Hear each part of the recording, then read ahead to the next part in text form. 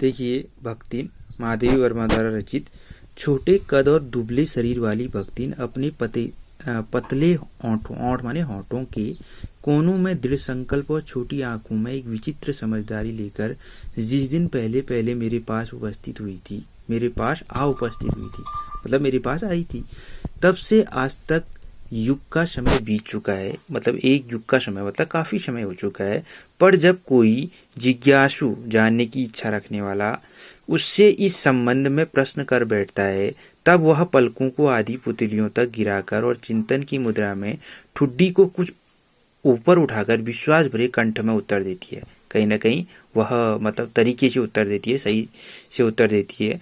वह बोलती है कि तुम पचे का बताई, तुम्हें क्या बताएं, मतलब क्या क्या बताएं। यह 50 वर्ष से संग रहित है।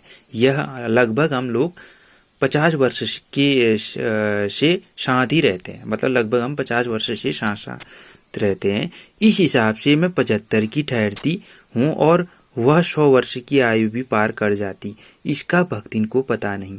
पता भी हो तो संभवतः मेरे साथ बीते हुए समय में रत्ती भर भी कम न करना चाहेगी। मुझे तो विश्वास होता जा रहा है कि कुछ वर्ष और बीत जाने पर वह मेरे साथ रहने के समय को खींचकर 100 वर्ष तक पहुंचा देगी, चाहे उसके हिसाब से मुझे 150 वर्ष की असंभव आयु का भार क्यों न ढोना पड़े। मतलब उसे मतलब वर्ष के विषय में ज्ञात नहीं है, तो वो बोलती है कि मैं लगभग इनके साथ 50 वर्ष ही रहती हूँ, तो 50 वर्ष अपने हो गए।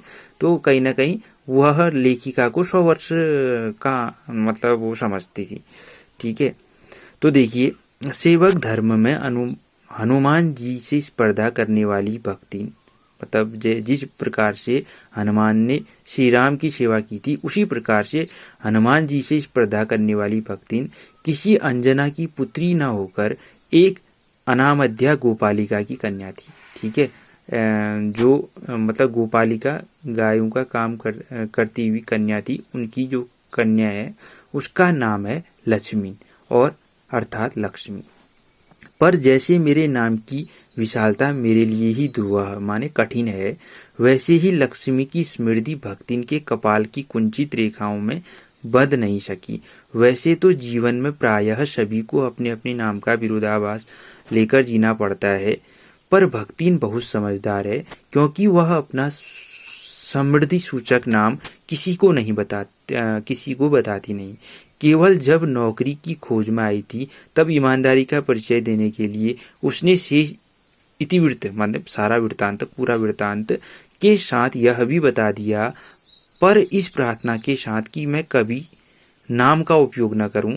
उपनाम रखने की प्रतिभा होती है तो मैं सबसे पहले उसका प्रयोग अपने ऊपर करती। इस तथ्य को वह देहातीन क्या जाने। इसी से जब मैं कंठी माला देखकर उसका नया नामकरण किया, तब वह भक्तिन जैसे कवित्वहीन नाम को पाकर भी गदगद हो उठी। मतलब वो भक्तिन ऐसा नाम सुनकर वह कहीं ना कहीं खुशी से पुलकित होने लगी।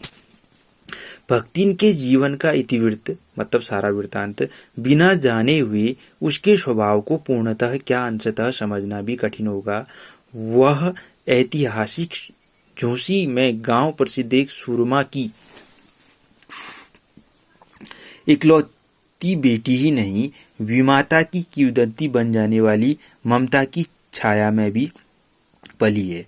5 वर्ष की वय माने वर्ष में उसे हंडिया ग्राम के एक संपन्न गोपालक की सबसे छोटी पुत्र वधू बनाकर पिता ने शास्त्र से 2 पग आगे रहने की ख्याति कमाई।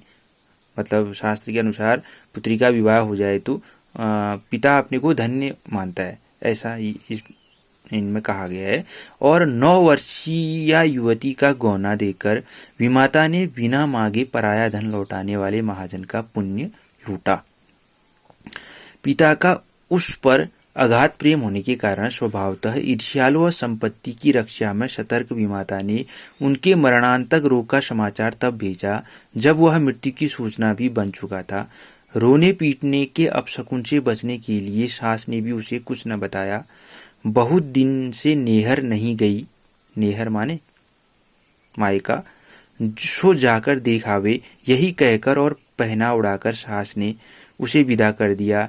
इस अप्रत्याशित अनुग्रह ने उसके पैरों में जो पंख लगा दिए थे वे गांव की सीमा में पहुंचते ही झड़ गए। हाय लक्ष्मीन अब आई कि स्पष्ट पुनरावृत्तियां और स्पष्ट सहानुभूति दृष्टियां उसे घर तक ठेल ले गई, पर वहां न पिता का चिन्ह शेष था, न विमाता के व्यवहार में शिष्टाचार का लेश था। ठीक है, ना ही पिताजी थे, न ही जो विमाता थी मतलब जो सौतेली माता थी उनका भी व्यवहार उनके लिए परिवर्तित हो गया था।